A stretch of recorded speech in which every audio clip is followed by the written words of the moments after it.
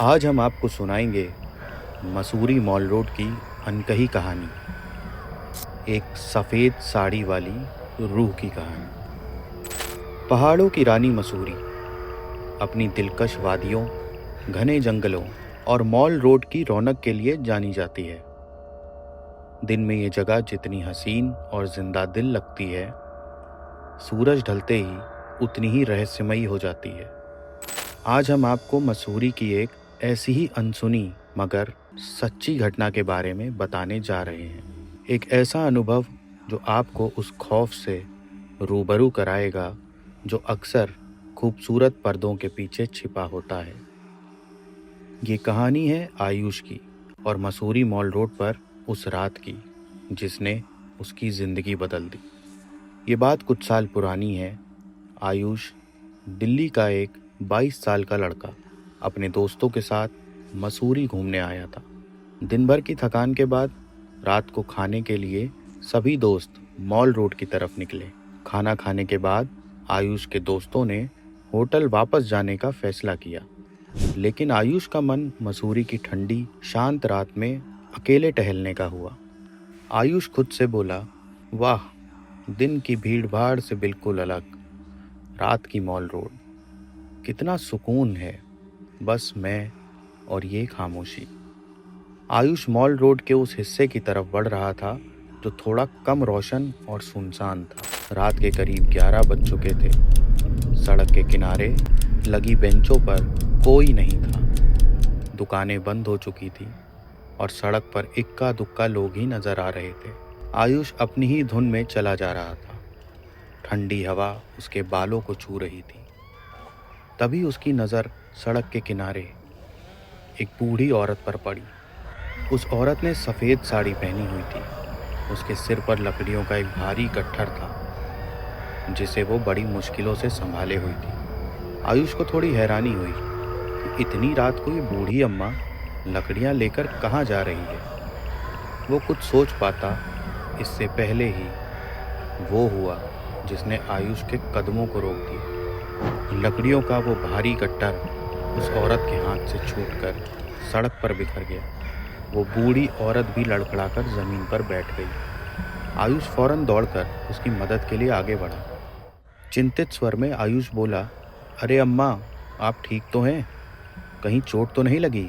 उस औरत ने कोई जवाब नहीं दिया। उसने बस अपना सिर उठाकर आयुष की तरफ देखा।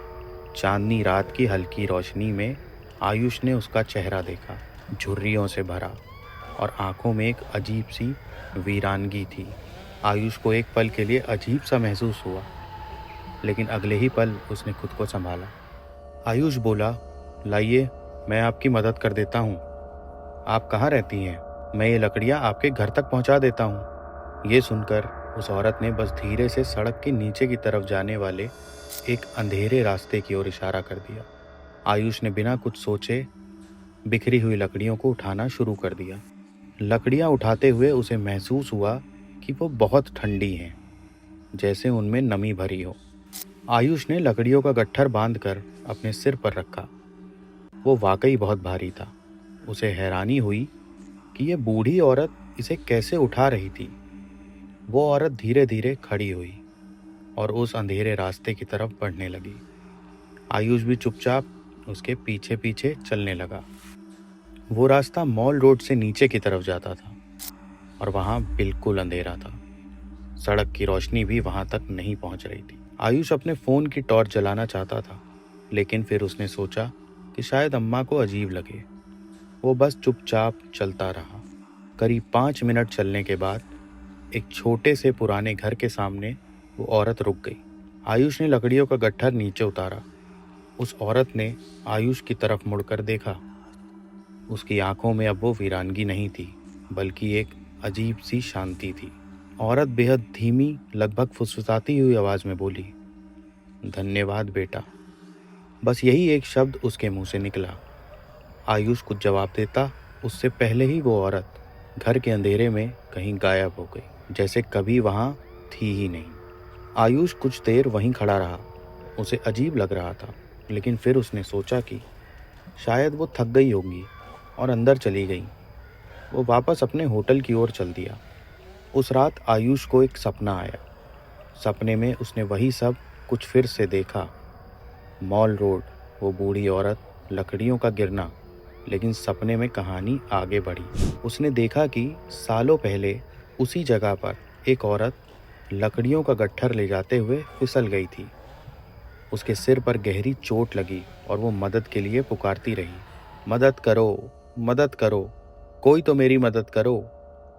लेकिन रात के उस पहर में वहाँ कोई नहीं था और उसने वहीं तड़प तड़प कर दम तोड़ दिया था। मरने के बाद उसकी आत्मा को मुक्ति नहीं मिली और वो उसी लूप में फंसी रह गई। हर रात वो गट्ठर उठाए मॉल रोड पर दिखती और मदद मांगती। कहते हैं आज भी मॉल रोड पर अंधेरा जब ढलता है तो वो औरत सामने आती है और किसी ना किसी से फिर से मदद मांगती है। अगली बार जब आप भी मसूरी की मॉल रोड पर जाएं तो ध्यान रखिएगा, अकेले और देर रात कभी नहीं निकलना। हो सकता है वो औरत आपकी मदद के इंतज़ार में बैठी हो।